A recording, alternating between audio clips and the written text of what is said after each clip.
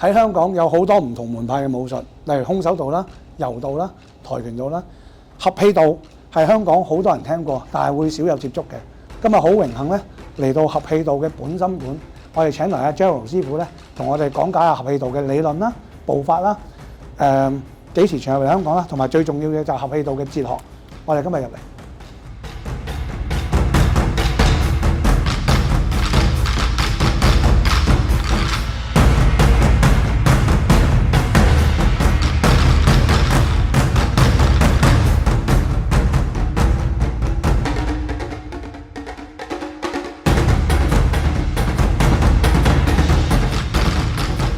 張龍師傅你好，係好高興啊！你肯接受我哋嘅《他們是武者》第4集嘅訪問。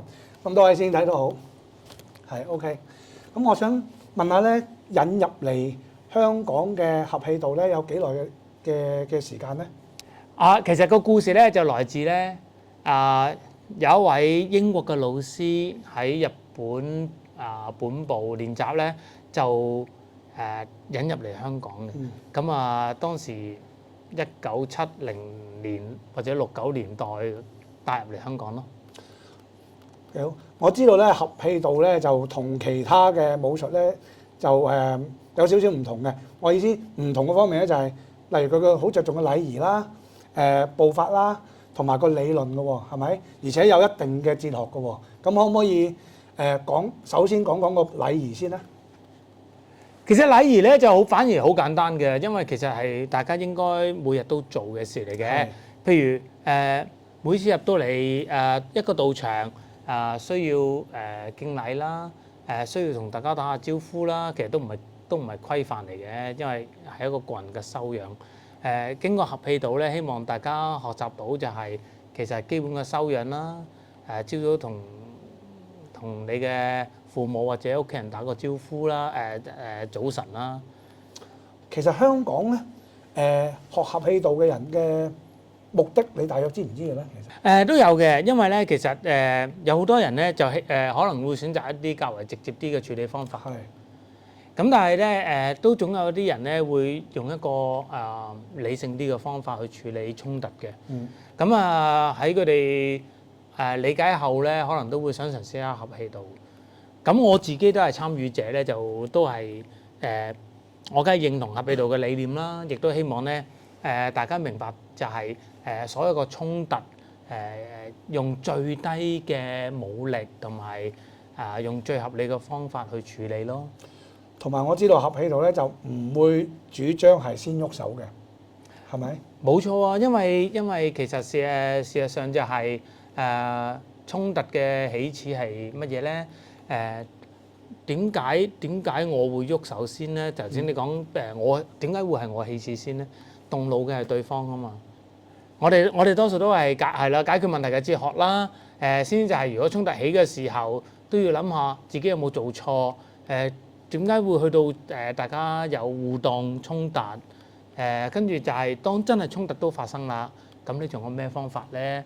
用最低嘅武力去處理問題啊嘛。所謂以柔克剛，係就係你哋呢個宗旨。因為我知道合氣道咧係例如人哋襲擊你嘅時候咧，你哋係唔傷害到對方嘅情況之下咧，都能夠保護自己，而去話俾人哋聽嗱，我哋係唔主張武力嘅，係咪？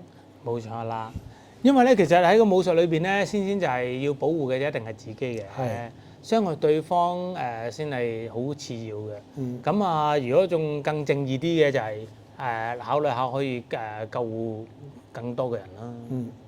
阿 Joe 啊，咁不如由咁多位師傅介紹示範下，如果人哋主動攻擊你哋，你點樣去化解一啲招式啊？好唔好啊？好啊！咁交俾咁多位師傅啦。OK。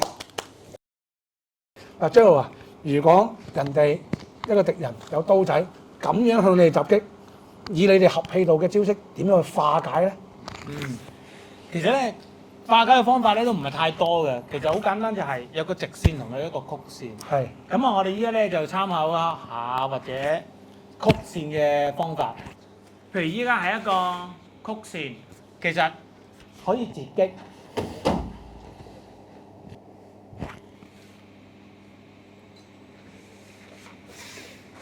哦，咁樣就可以化解咗啦。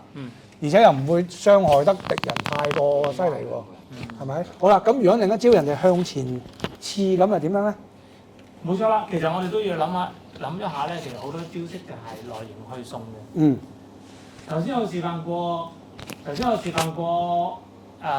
我哋有截擊一樣，當一個直線嘅攻擊，係佢刺最直線最快，係其實你一定要閃避，係跟住先至處理。係。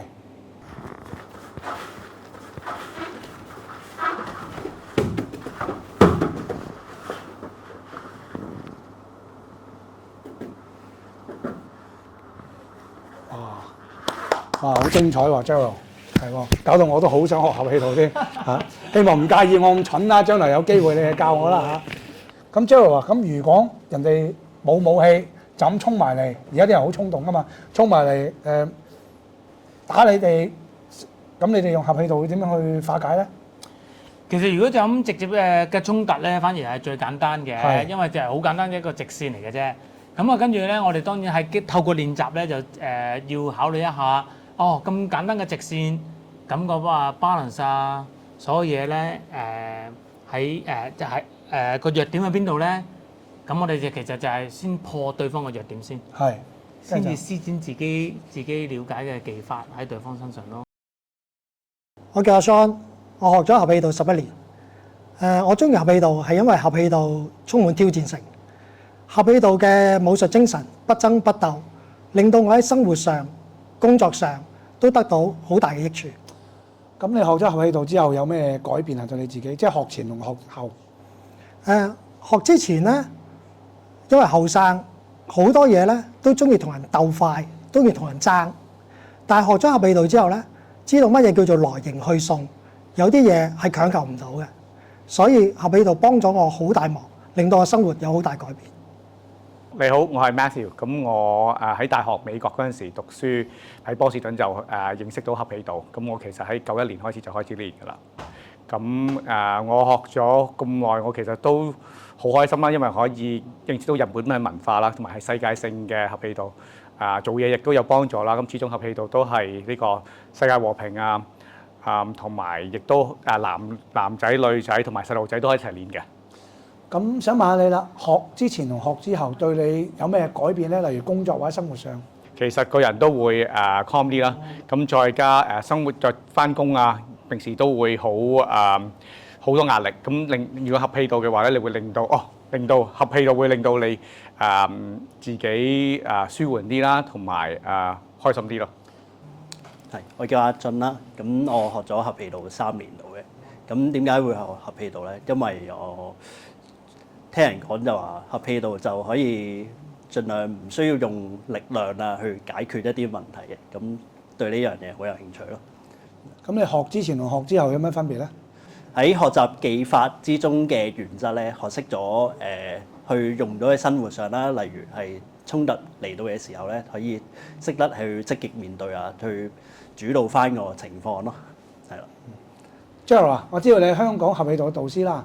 咁我想問下你咧，對香港合氣道嘅期望啦、理念啦同發展咧，有咩個人嘅睇法咧？其實好簡單㗎咋，咁多年咧，我都希望咧更多香港人認識合氣道啦。做好一件事真係唔容易。咁理念就係、其實我希望咧大家明白咧就係、所有嘅衝突咧有更好嘅方法可以處理啦。今日咧好高興啦，嚟到合氣道啦嘅本心館啦，亦都知道Gerald 介紹咗好多合氣道嘅武術啦。